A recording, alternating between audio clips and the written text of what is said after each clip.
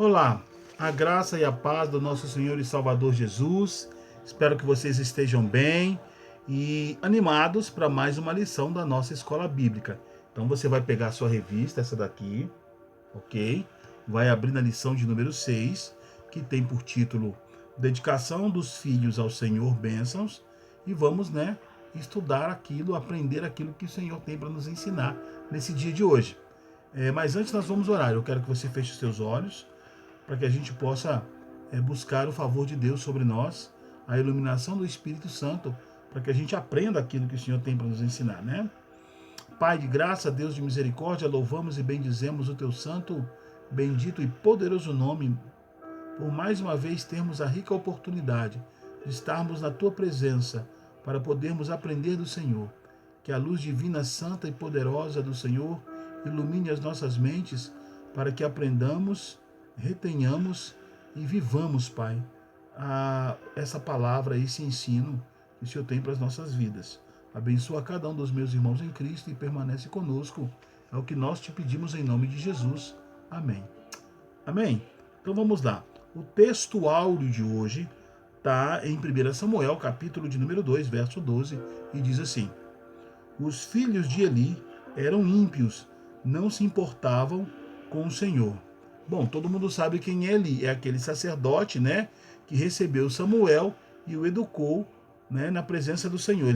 Ele era sacerdote, tinha 3 filhos, mas os filhos eram lá, não eram sacerdotes que pudesse dizer assim, nossa, que bons sacerdotes eles são. Não, eram maus sacerdotes, Eram filhos que entristeciam o coração do seu pai. Eram filhos que, ao invés de seguir os passos do pai, seguiram na direção oposta. Olha o que diz o versículo de número 17 desse capítulo 2 aqui de 1 Samuel. Diz assim, olha: O pecado desses jovens era muito grande à vista do Senhor, pois eles estavam tratando com desprezo a oferta do Senhor. É isso. É bom a gente falar algo aqui. Entenda uma coisa, os seus filhos não são cópias suas, os seus filhos não são controlados por você, Então, isso quer dizer o seguinte: nem sempre os seus filhos irão seguir os seus caminhos, os seus passos, e vão viver de acordo com aquilo que você ensinou a eles. Infelizmente não, Infelizmente não. Nós gostaríamos que fosse assim. Inclusive tem um texto na Bíblia que diz assim: ensina o teu filho no caminho que deve andar, porque mesmo depois de velho, ele não se desviará dele, Falha.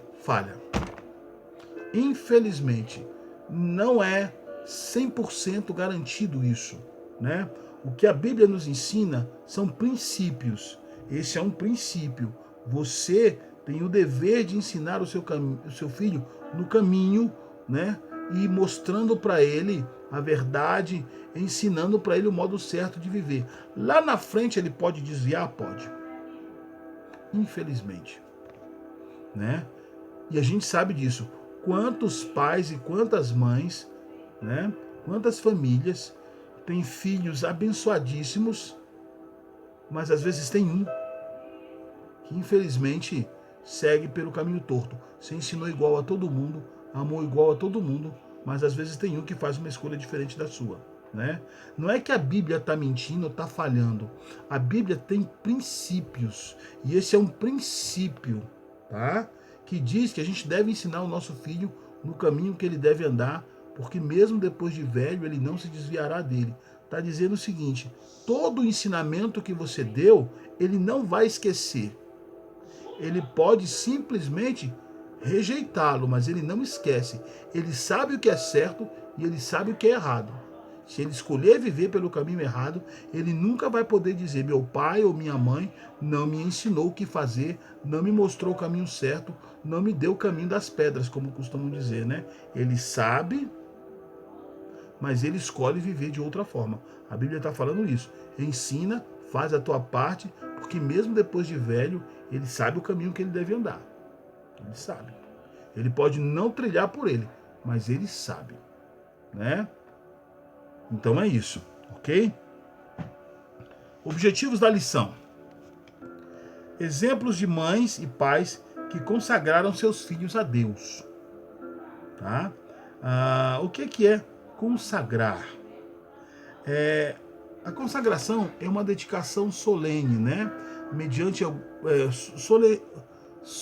solenidade, é um evento cheio de ritualística, tá? Então é uma dedicação mediante um ritual que é feito, né? E essa coisa ela é separada com um propósito especial. No nosso caso, ela é separada para o serviço sagrado, tá? A gente consagra o quê? Consagra os nossos filhos, né?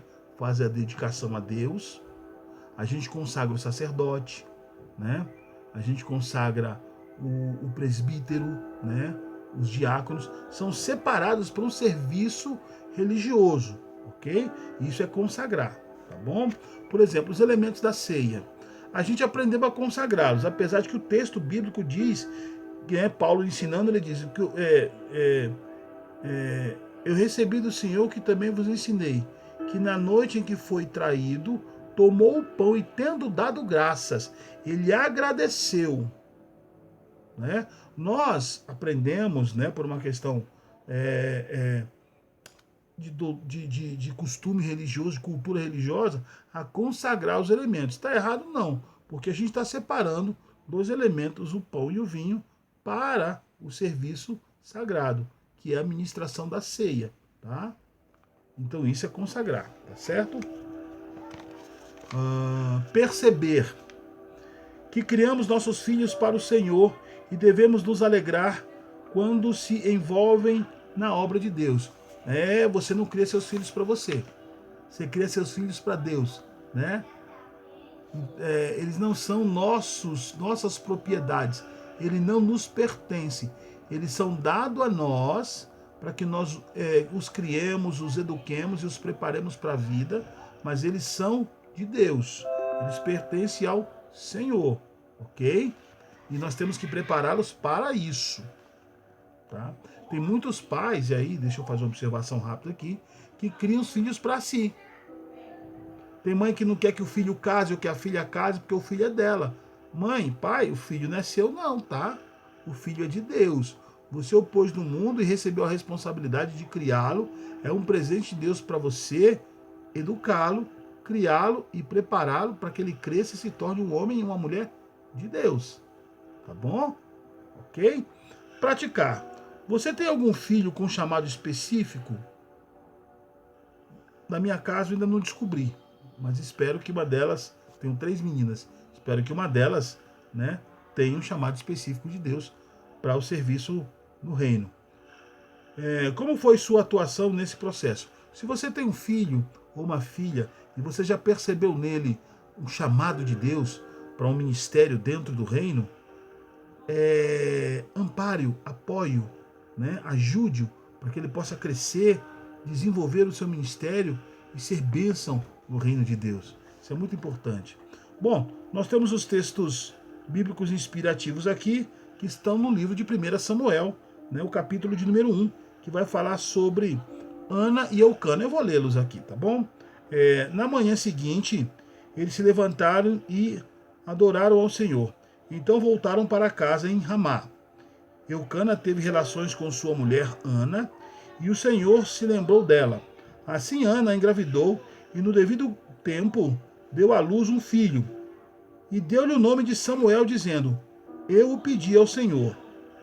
Quando no ano seguinte Eucana subiu com toda a família para oferecer o sacrifício anual ao Senhor e para cumprir o seu voto, Ana não foi e disse a seu marido: Depois que o menino for desmamado, eu o levarei e o apresentarei ao Senhor, e ele morará ali para sempre. 1 Samuel 1, 27, 28 e... É isso, 1 Samuel 1, 27, 28. Era este menino que eu pedia ao Senhor, concedeu-me o pedido. Por isso agora eu o dedico ao Senhor, por toda a sua vida será dedicado ao Senhor. E ali adorou o Senhor.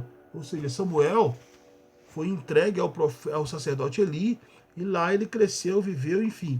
Ele foi consagrado para o serviço religioso, tá?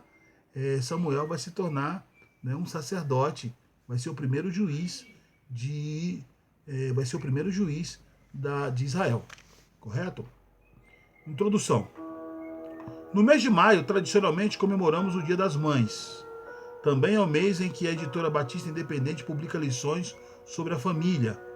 Família é um projeto concebido no coração de Deus desde a formação da primeira através de nossos pais Adão e Eva, né?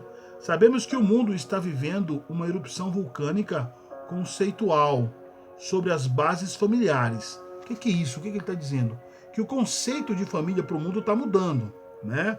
Hoje já se entende família com outras configurações, né? Não como nós, né? Família monogâmica, pai e mãe, né? E os filhos. Hoje se tem outras configurações segundo o conceito, né, humano dos homens, tá? Não é bíblico. Na Bíblia não mudou, como o texto aqui vai dizer, olha.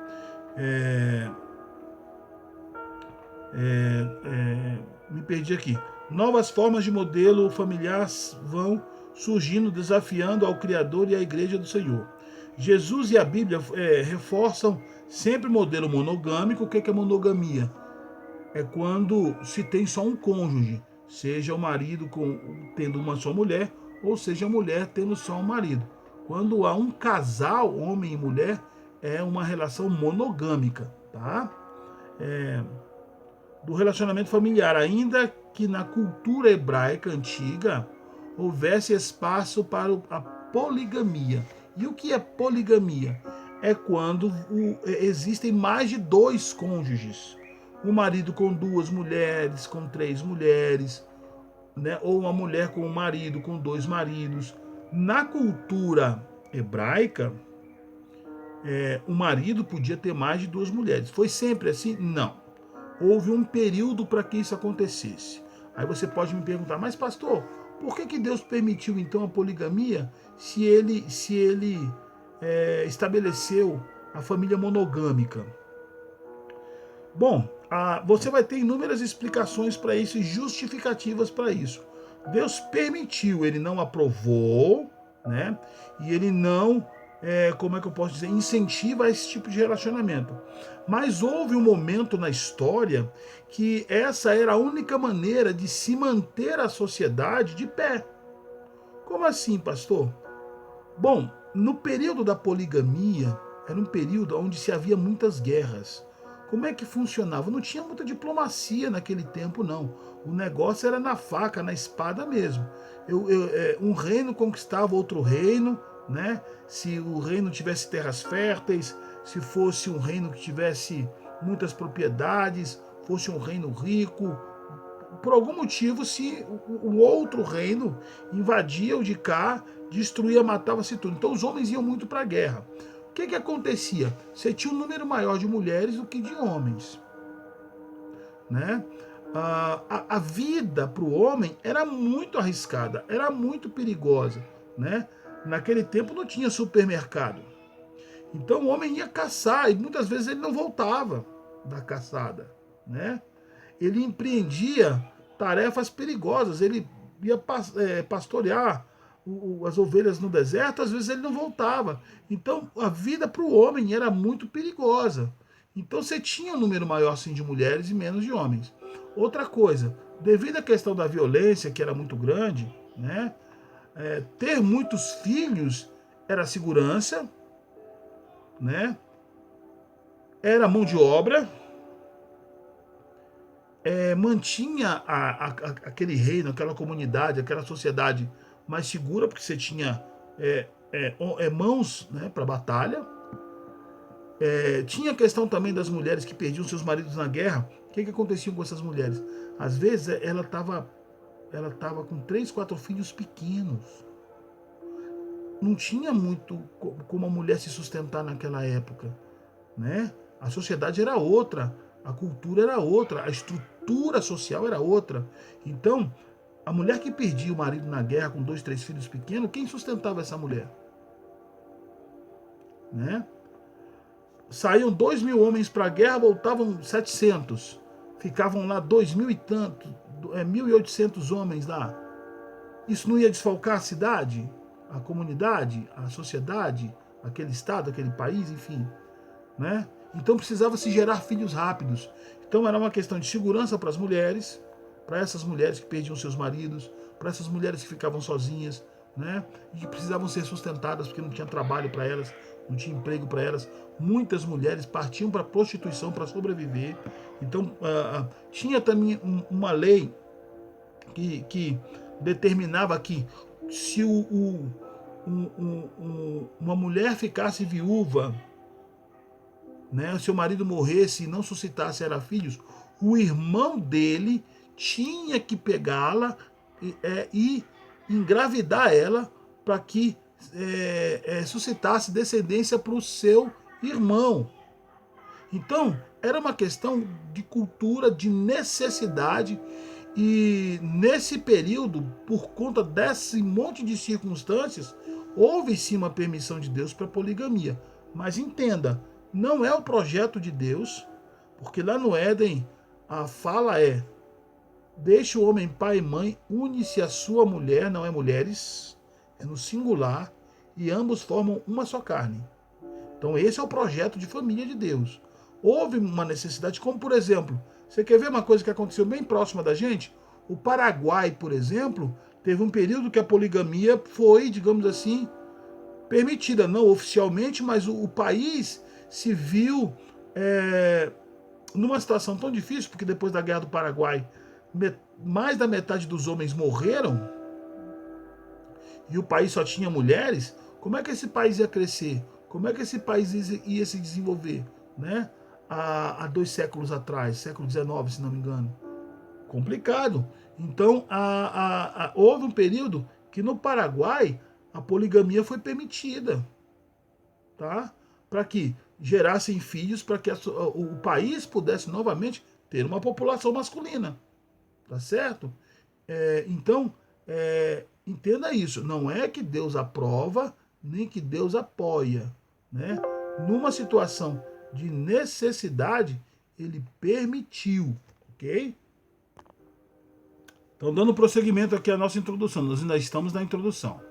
O que a Bíblia nunca aprovou foi a união conjugal entre pessoas do mesmo sexo. Isso você não tem base bíblica, não tem permissão, não tem apoio, não tem nada, tá?